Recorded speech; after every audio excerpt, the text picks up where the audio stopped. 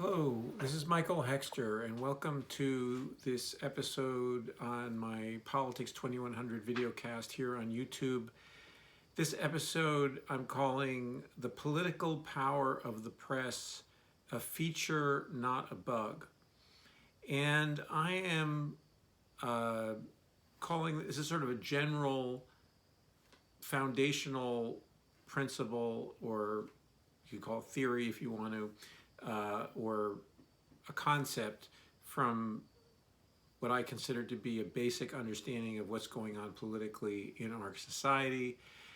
And I think the media is at a very, very important to understand, have a critical awareness of how the media operates, and also that to be able to consume media and consume the information that media provides critically is a very important skill. I don't think it's something that people develop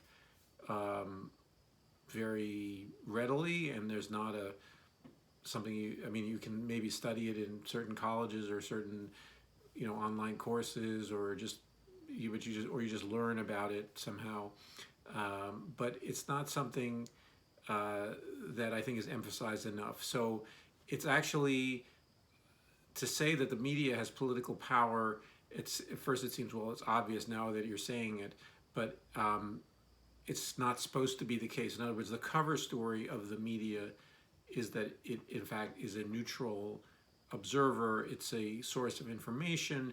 It's not a media, either TV, also internet, radio, which is still around, and print media, print newspapers and magazines and so forth and so on, and of social media that aggregates these. They're all obviously sources of information, or can be sources of information, and there's an element of, now people talk about disinformation too. But to say that it has political power is something that it's not.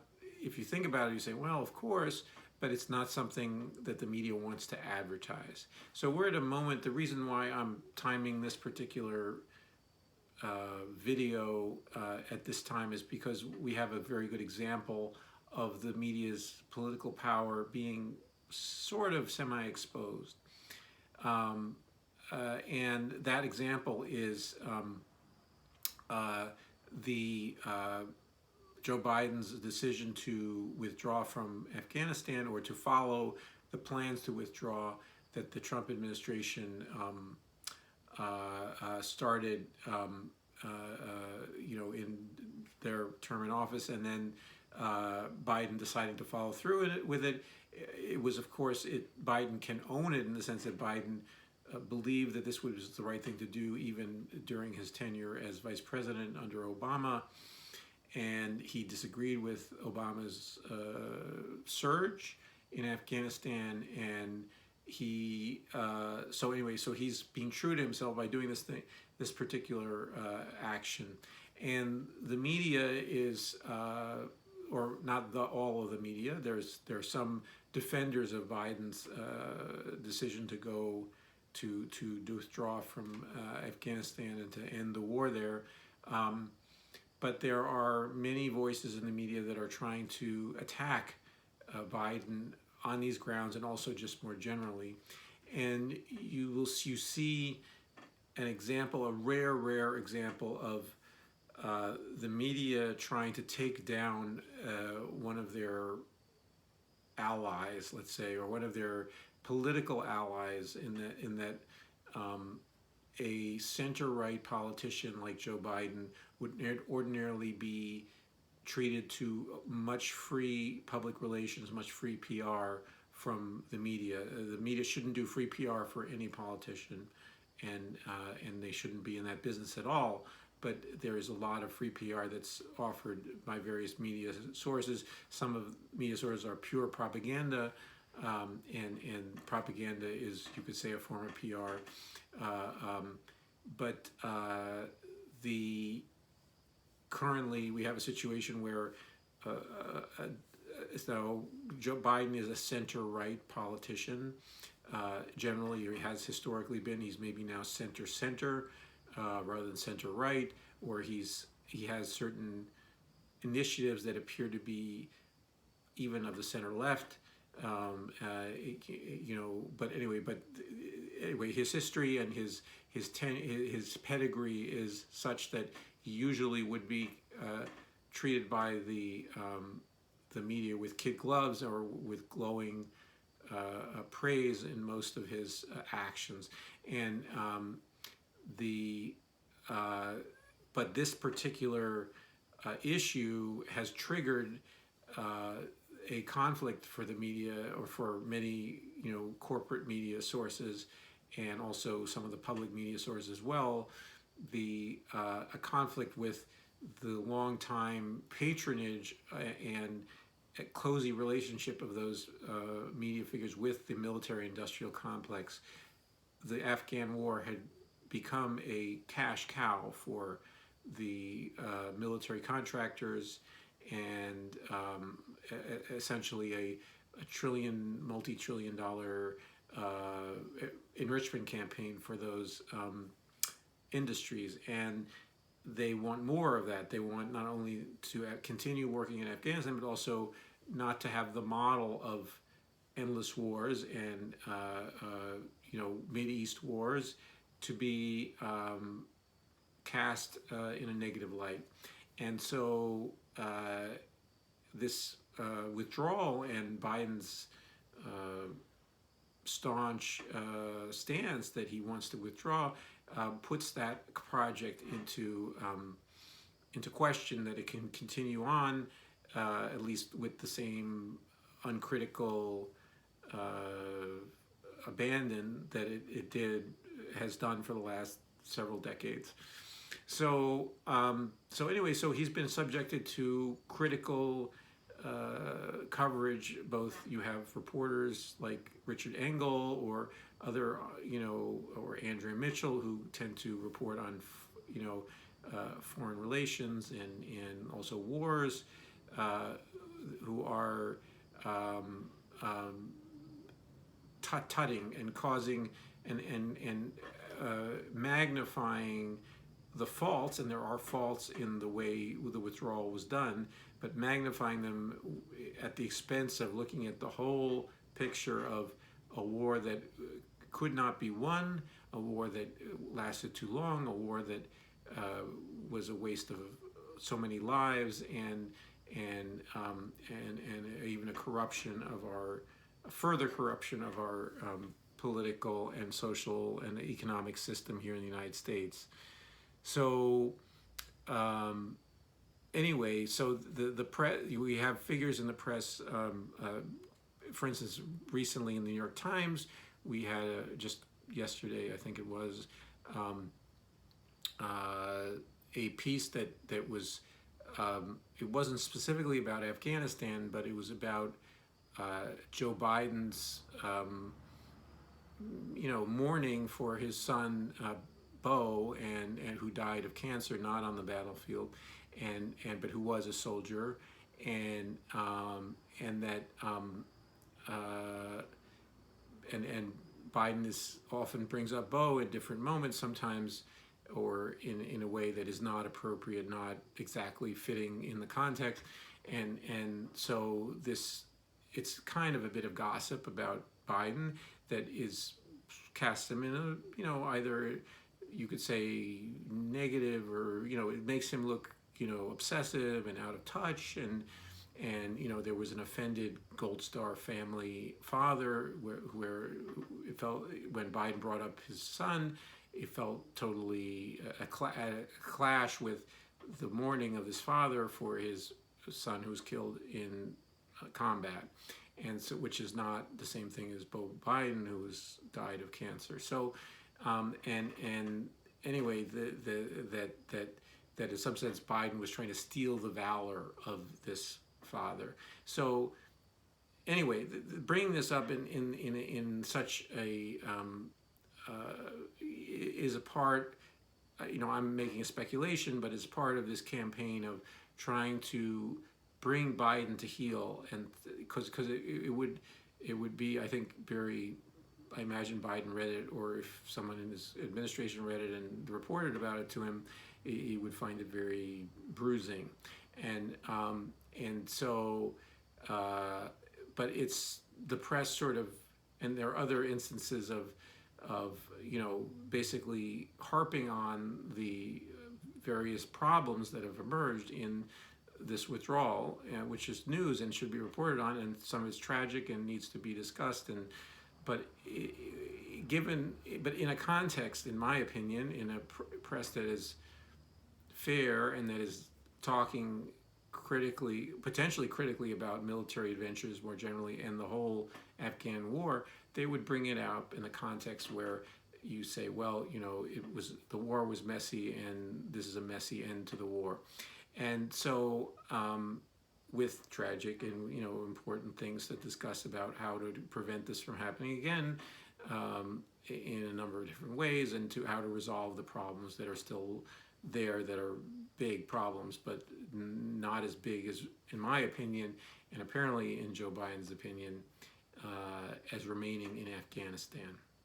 So anyway, so we have also, for instance, these examples are a little bit on the margins, but you had Nicole Wallace on MSNBC. MSNBC is a cable channel that is very, very closely aligned with the Democratic Party, and at the same time also a cheerleader for the military-industrial complex in most settings. So you had Nicole Wallace saying on, about a couple of weeks ago, saying that the press is going to get this wrong. 95% of the press is going to get this wrong, saying that they're going to criticize Biden and for doing this withdrawal, and then that the American public is going to be with him on this, and she was unusual and interesting because of which her saying that, in other words, and especially on that channel. And then you had Brian Williams later that day, I think, or the next day, in his 11 o'clock show, saying, what Nicole was talking about was the people in the cheap seats, in other words, the press that is, like on Twitter, as he was saying, were the ones who would get it wrong. So in other words, he was excusing himself, or he was inventing an excuse for himself and distorting the meaning of what Wallace was saying, and trying to say, he's not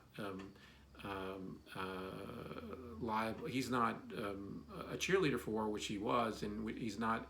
Or I mean, he wasn't saying it, but he was saying that he wasn't being criticized by Nicole Wallace, his colleague. So and to invent something like that out of whole cloth, to me, it's speaks some desperation and some but also a sense of entitlement to basically redefine something to make him appear to his audience like he is a much of a highfalutin high class reporter, and not part of someone in the cheap seats, and who therefore is to be trusted in matters of military foreign policy and military involvements. So anyway, I'm getting a little bit in the weeds here about this particular set of events, but it is a time when potentially the press can be exposed or can expose itself by going too hard against Biden, because Biden, as the president of the United States, who is still fairly favorably regarded by the American people, he is taking a popularity hit, or approval disapproval ratings are now below 50%. Disapproval ratings below 50, but he is still has considerable resources to, if he sticks to his message, and the American people are in agreement with it, and that if the press appears to be inhabited by many warmongers who are seriously out of touch with the American people, which they are a lot often, that they will expose their political role that is not supposed to be there. In other words, their political role of pushing for war, of doing PR for the military-industrial complex. So anyway, so I wanted to take a step back though from this particular set of events to just generally discuss how the press can have political power. In other words, where does it come from? And it comes from the fact that we don't know much about the world outside our immediate experience without some form of political or just in general public information from media of some description, either publicly owned, state-owned, or privately owned. Especially the more complex and large a society is, we live in a global society. We cannot know everything that goes on all around the world. Not everything, but the relevant things, the important things even. And so that we rely then on media to feed us information so we know something about the world. And it's not neutral. It's even though the press either strives to be neutral or says it's neutral, they try to hide their biases 95% of the time, and so anyway, so we are dependent on them to, and this is where I think this particular video that I'm doing here deviates a little bit from the typical press criticism. I am not holding up an unrealistic ideal of a press that that we would know about the world without a press or without a media resource. In other words, we really broadly defined media, we wouldn't know much at all about the world or outside our immediate experience. So we then are encountered, so these people who work in doing this media stuff, have exert, and the owners of the apparatus of media have interests and have patrons, in other words, who we often are not paying directly for media, by subscription or at least we're only partially paying for it by subscription often. So they have advertisers that influence the decisions of the people who make the media, or influence the owners who attempting to get more advertising and therefore more revenue for their media enterprise.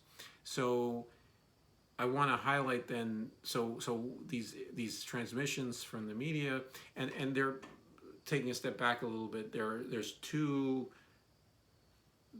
I want to make distinction between two different types of media. There's broadcast media, and I'm including in that print and audio and video transmissions and emissions, whatever you want to call them, from that are central, that come from a central place.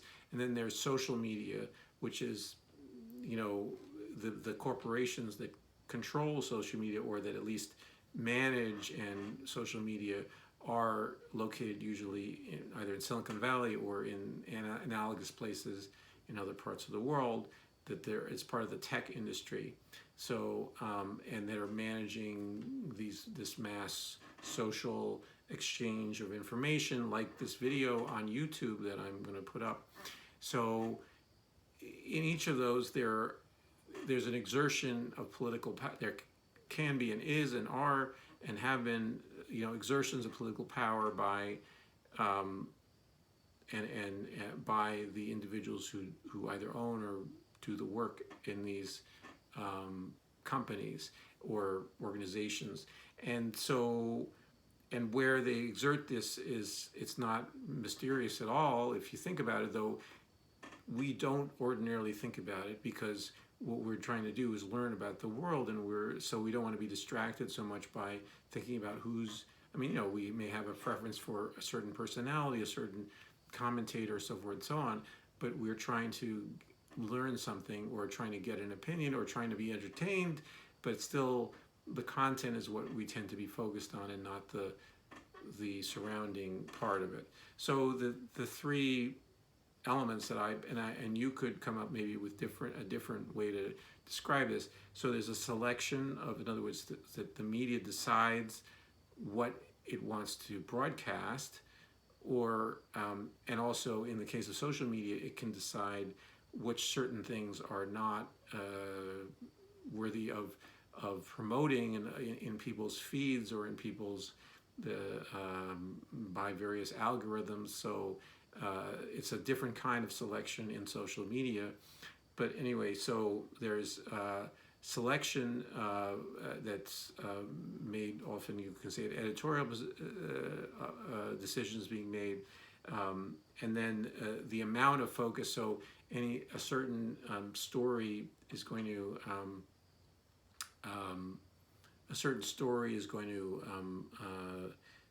be given a certain amount of focus versus another story. And for instance, I am very concerned about the climate crisis, and it gets very little coverage relative to, in my opinion, and many other people's opinion, to its importance. And so that that is emphasis. So in other words, there is a select. In other words, it's been chosen as a topic, but it's given a very low frequency of mention in media transmissions. And then there's framing and phrasing. So you can transmit, or you can even often put out information, but then you can also cast in a certain light, make it either look ridiculous, make it look funny, make it look very important and serious, and or also you make it look very relevant to people, or very abstract and far away, and just sort of educational, and not really of practical importance to people. So there's all kinds of ways that you can frame and cast the information that you put out there. So all of these can yield exertion, or can show how the media is exerting their own agenda in how they report and what they report on, and then pushing a narrative or narratives that are favorable to whatever interests they think are important, either not often their own narrow interests, but more, and this is often in our society, that of the donor class or the advertiser class in the case of the media, which are very similar. The donor and corporate classes and corporations are the major advertisers on most media, including social media. So they are the shaping of transmissions of the content is then focused on those things. So I mean, this all sounds very absolutely saying, well, of course, whatever.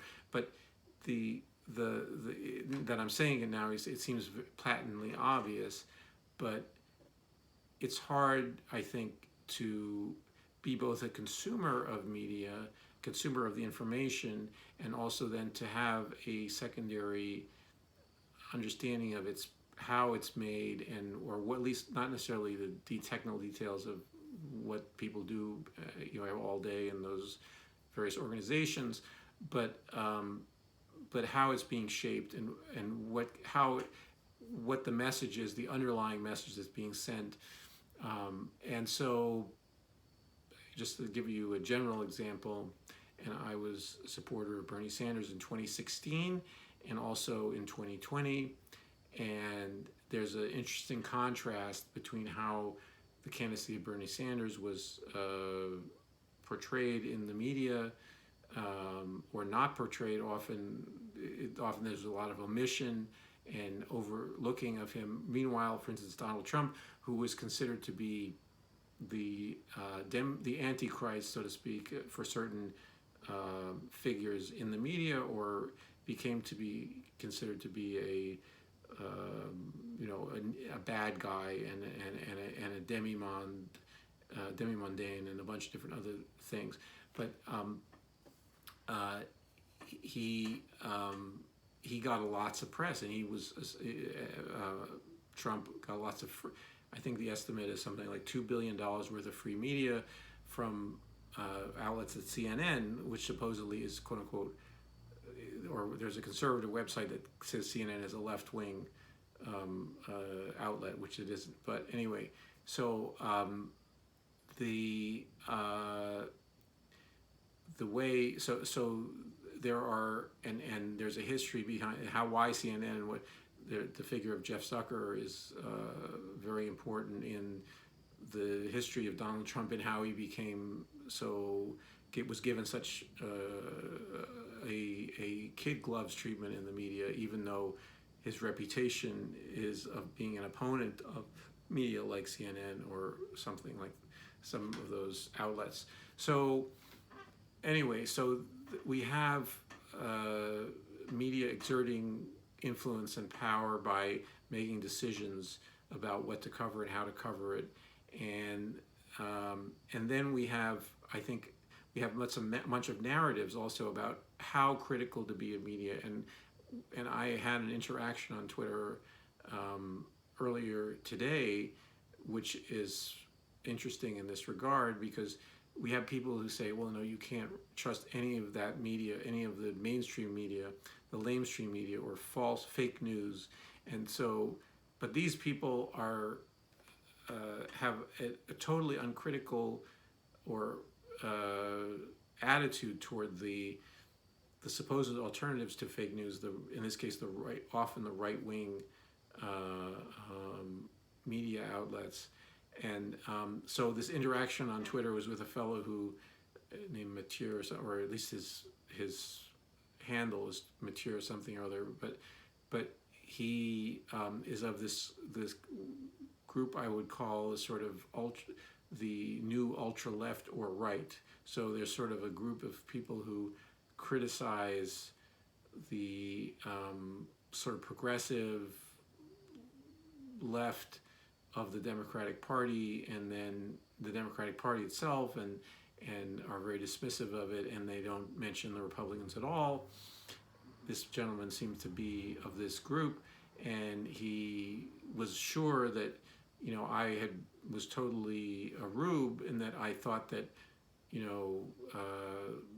that, for instance, Lauren Boebert had tweeted out that where Nancy Pelosi was during the January 6th insurrection, that somehow I am a naive or person, or even a more sinisterly part of a conspiracy of centrist Democrats to believe that this was true, that this tweet had occurred and then was deleted. And so and it's so anyway, this is just to say that this kind of, and he thinks of himself as a contrarian, or not he thinks of himself, he appears to be a contrarian or be part of a certain kind of left contrarianism, or left wanting to be contrarianism, where anything that from a certain media source is immediately dismissed as wrong, but there's a more severe aspect on the actual right wing, or the out and out right wing in the United States, that talks about fake news and so forth and so on, that are entirely dismissive of all the transmissions of a CNN or NBC or the New York Times and all those other things, and they have a total contrarian rejection of those things. But meanwhile, they are consuming uncritically the right-wing contrarian media that styles itself as being against the quote-unquote lamestream media. So, and there's a paranoid dimension to this. So I think what I'm driving at, and I want to, sum up, that we need to develop a ability to absorb media, and but at the same time to be critical of it, but not to completely reject um, the information when it is true and incontrovertible, and to be able to use media as it exists, and but also to create new media that is better, that is closer to whatever it is you think is true, preferably also explaining or what you believe to be your biases. And there are some outlets that try to do that. So anyway, but currently we have either there are people who just credulously believe this media, these either CNN or in which I was being accused of by this dude on Twitter, and absorb that as kind of gospel. But also we have the people who just absorb as gospel the contrarian right-wing media. So or there's some contrarian left-wing media as well that say, but they're shading. Some of them are shading into an alliance with with some of the neo-fascist right-wing.